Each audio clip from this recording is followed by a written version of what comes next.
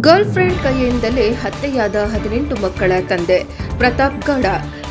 March 23 girl friend ಕೈಯಿಂದಲೇ ಗ್ರಾಮದ ಮಾಜಿ ಮುಖ್ಯಸ್ಥರೊಬ್ಬರು ಹತ್ಯೆಯಾಗಿರುವ ಘಟನೆ ಉತ್ತರ ಪ್ರದೇಶದ ಪ್ರತಾಪ್ಗಢದಲ್ಲಿ ನಡೆದಿದೆ.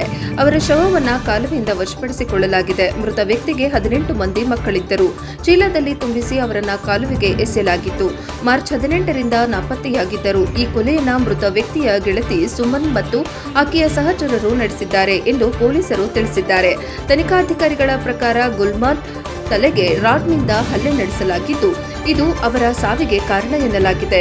ನಂತರ ಆರೋಪಿಗಳು ಅಪರಾಧವನ್ನ ಮರೆಮಾಚುವ ಪ್ರಯತ್ನದಲ್ಲಿ ಶವವನ್ನ ಚೀಲದಲ್ಲಿ ತುಂಬಿಸಿ ಕಾಲುವೆಗೆ ಎಸೆದಿದ್ದಾರೆ ಎಂದು ಆರೋಪಿಸಲಾಗಿದೆ. ಮಾಹಿತಿಯ ಮೇರೆಗೆ ಪೊಲೀಸರು ಶವವನ್ನ ವಶಪಡಿಸಿಕೊಂಡು ಮರಣೋತ್ತರ ಪರೀಕ್ಷೆಗೆ ಕಳುಹಿಸಿದ್ದಾರೆ.